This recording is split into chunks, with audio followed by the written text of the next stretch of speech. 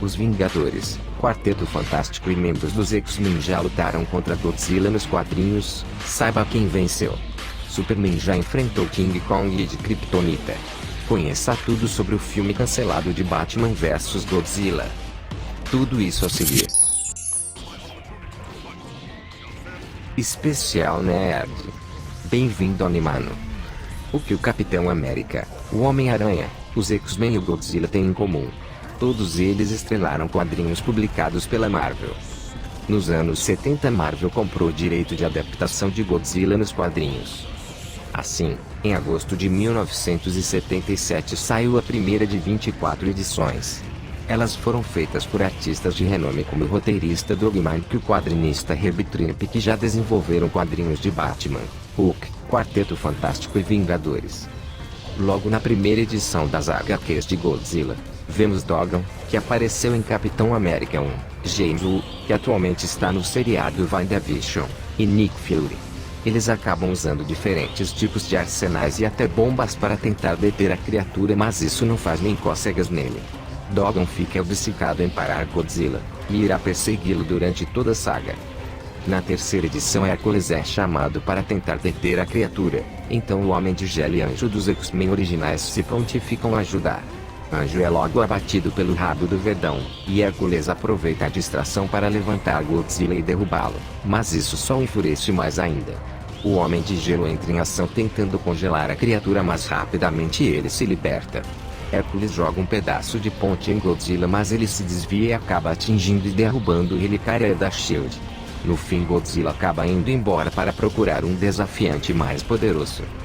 Conforme o andar das edições, Godzilla faz crossover com monstros e robôs gigantes em diferentes situações. Até que, ao perceberem que nada pararia Godzilla, o Homem-Formiga dá para Dogon as partículas PIM e conseguem reduzir o monstrão temporariamente, o que os permite capturá-lo. Mesmo desse tamanho, ele consegue fugir. Nesse momento vemos uma batalha de Godzilla contra um rato. Então o Quarteto Fantástico é chamado e aos poucos o Godzilla começa a crescer. Antes que ele volte ao seu tamanho original, o quarteto luta contra o Verdão. O destaque fica para a luta contra o Coisa no mão a mão. No final do confronto, o Senhor Fantástico consegue parar temporariamente o Zilla. Depois de muitas edições, já no seu tamanho original, Godzilla volta em Nova York, onde um famoso grupo aguarda ansiosamente para um embate. No começo desta edição vemos JJ Jameson encarando o monstrão. Aparentemente, se o chefe do Peter Parker tivesse o mesmo tamanho de Godzilla, ele iria enfrentá-lo. Mas basta uma baforada do Verdão para Jameson desistir e se esconder embaixo da mesa. Finalmente vemos os Vingadores se organizando para enfrentar o gigante radioativo de 1 milhão de toneladas. Nesse momento, Godzilla já está pronto para destruir a cidade tijolo por tijolo. A luta começa com Godzilla soltando a sua rajada em cima do grupo. O único que não é afetado pelo ataque é o Tocha Humana, que tenta atingir o olho do grandão, mas é derrubado. Thor faz a sua investida no estilo que vimos em Thor Ragnarok, mas o Godzilla continua avançando na cidade. Os Vingadores fazem um ataque combinado de grande escala. Destaque para a arte de Herb Trimpe, que ilustra muito bem a sensação de urgência do momento. Godzilla só desiste de destruir a cidade quando um garoto que ele tinha conhecido nas edições passadas o convence a ir embora. Homem-Aranha aparece no final, mas a batalha já tinha terminado, então ele aproveita o momento para tirar uma foto do gigante para postar no jornal. Agora vamos falar da versão de Kryptonita do primo do King Kong da DC de 1959.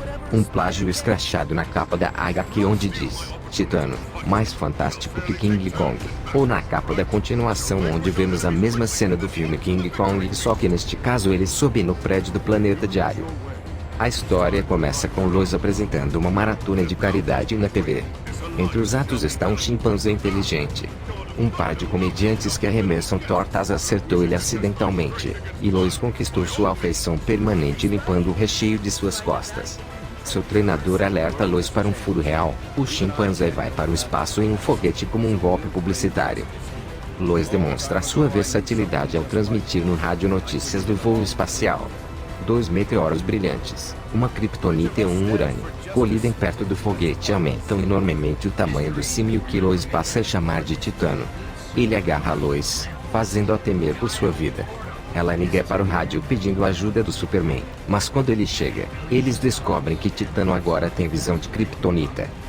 O macaco leva Lois para um depósito de carvão, onde ele tenta imitar uma façanha que viu Superman fazer na maratona, espremendo um pedaço de carvão em um diamante. Mas com sua curiosidade, Titano é uma ameaça à sociedade. Ele destrói um dirigível não tripulado e brinca com um trem de carga. O exército faz Lois atraí-lo para uma armadilha, então Lois tem uma ideia. Macaco vê, macaco faz, certo?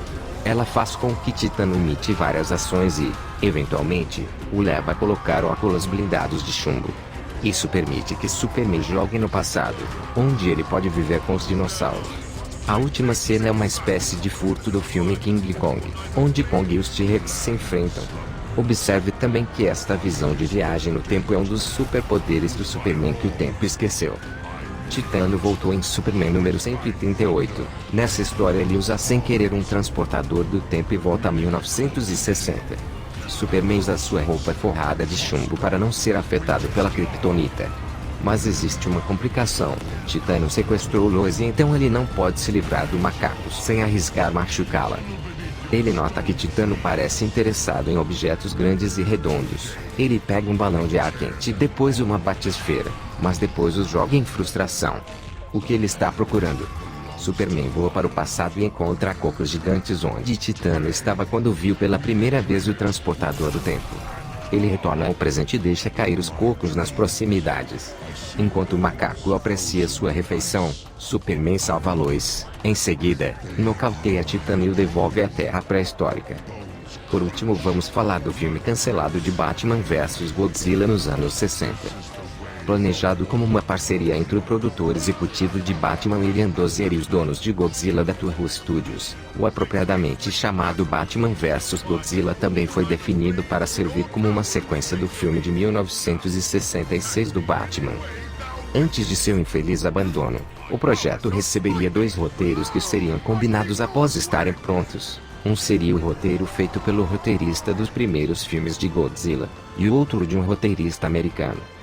De acordo com um dos roteiros, o crossover teria apresentado o mesmo elenco da série de televisão, Batman de Adam West, Robin de Barbad, Comissário Gordon de Neil Hamilton e Batgirl de Von Craig.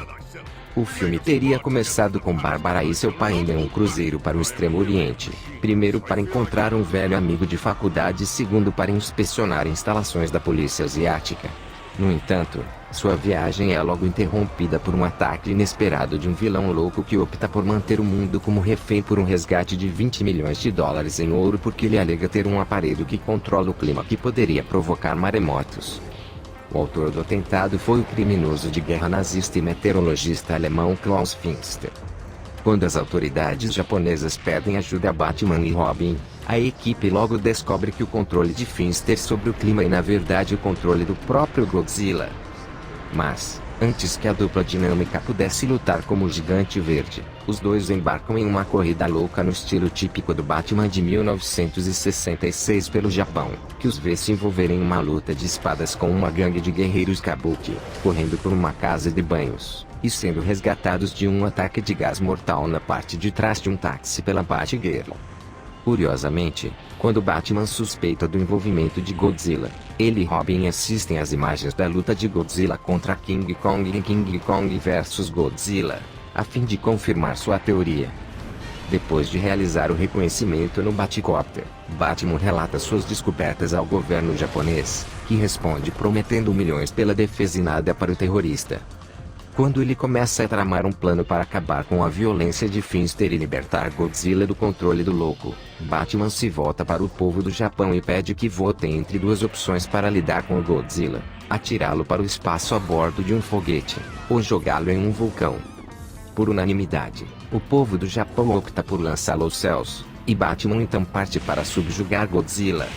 Depois de uma breve batalha com Finster, que resulta no vilão alemão despencando para a morte, Batman e sua equipe geram um falso chamado de acasalamento e atraem Godzilla para longe de Tóquio. Em seguida, deixam o rei dos monstros inconsciente com uma grande carga de explosivos. Uma vez preso ao foguete, Batman, Robin e Batgirl enviam Godzilla ao espaço sideral, para manter uma órbita de 278 milhas acima da Terra para sempre. A grande pergunta a fazer é por que esse projeto específico nunca decolou, e a resposta parece ser dupla. Uma razão é baseada na descrição do roteiro do destino final de Godzilla e sua nova residência acima da Terra para sempre. Um ponto da trama que teria apresentado uma série de pesadelos de continuidade e produção se decidissem trazer Godzilla de volta para filmes futuros. A outra foi provavelmente o cenário dos personagens de quadrinhos e suas histórias que começava a mudar naquela época, onde o público começou a sinalizar uma demanda para que o personagem de Batman fosse em uma direção mais sombria. Um filme de grande orçamento baseado em uma interpretação então considerada ultrapassada do personagem teria sido mais problemático e confuso do que valeria. Infelizmente, os fãs do Batman e os fiéis do Godzilla podem nunca saber o verdadeiro motivo pelo qual esse projeto nunca se concretizou.